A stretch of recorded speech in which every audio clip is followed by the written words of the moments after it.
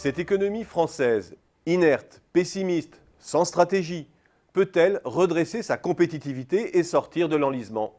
Eh bien, oui, je voudrais vous montrer qu'elle peut rebondir et que la vitesse du redressement pourrait même nous surprendre. Prenons d'abord notre perte de substance industrielle et donc notre perte de puissance de feu à l'exportation. Cette érosion lente de notre base productive est probablement ce qui crée le sentiment d'irréversibilité. Mais il ne faut pourtant pas s'y tromper, ce déclin relatif de l'industrie recouvre d'abord et avant tout une difficulté de valorisation de nos produits. Je dis bien un problème de valorisation et donc une question de prix. La preuve, c'est la stabilité des positions relatives franco-allemandes en volume. Presque toute notre perte de substance apparente relève d'effets prix. Et derrière cette difficulté à capter de la valeur dans l'industrie, il n'y a pas que des enjeux de qualité et de gamme. Ce n'est pas là-dessus que la France a décroché en quelques années, bien entendu. Il y a derrière cela un véritable enjeu de fiscalité et d'optimisation de nos chaînes fournisseurs. Un problème de marge donc, et cela est réversible dans des délais assez courts, j'y reviendrai. Ensuite, il faut cesser de regarder dans le rétroviseur. Nous sommes déjà sortis de la phase de décrochage, même si c'est maintenant que nous en prenons toute la mesure. Face au double choc de l'euro et de l'élargissement, la France a dévissé en l'espace de 7-8 ans. Elle a dévissé. Cela veut dire que le recul de nos parts de marché ont été brutales, vertigineuses. Mais le point de stabilisation à plus bas niveau a été dépassé il y a maintenant 2-3 ans. Et contrairement à l'opinion dominante, nous ne sommes plus aspirés vers le bas. Alors pourquoi cette stabilisation relative? Eh bien parce que nous ne sommes déjà plus dans la dérive des coûts de main-d'œuvre que nous connaissions au début de la décennie.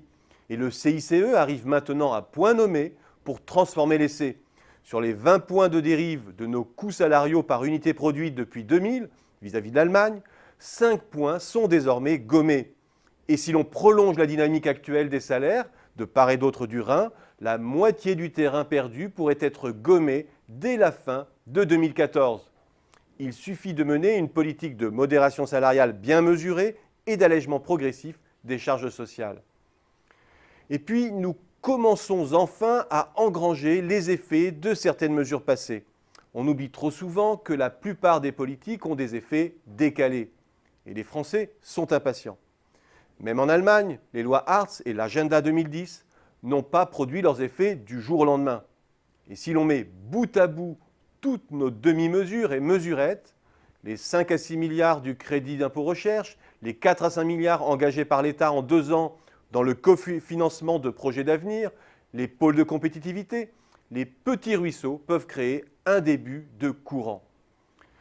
N'oublions pas que la France a déjà su reprendre pied par le passé. Ainsi, la désinflation compétitive du milieu des années 80 a-t-elle remis sur selle la compétitivité française en l'espace de 3 ans. Et oui, 3 ans seulement, dans un contexte de restructuration de l'industrie lourde et extractive, d'une violence dont on a du mal à se souvenir. Et en 1997-1998, le redémarrage économique a été spectaculaire. De semblables scénarios de rebond inattendus ne sont pas à exclure au moment où les pouvoirs publics prennent enfin conscience que l'économie de l'offre, c'est aussi le soutien aux entreprises et des messages de confiance adressés aux entreprises. Une impulsion à donner au moment où les États-Unis redeviennent une locomotive mondiale, au moment où l'économie allemande recentre sa croissance sur la demande intérieure et voit ses coûts salariaux augmenter plus vite que les nôtres. Il y a là pour la France une fenêtre de tir qu'il ne faut pas louper.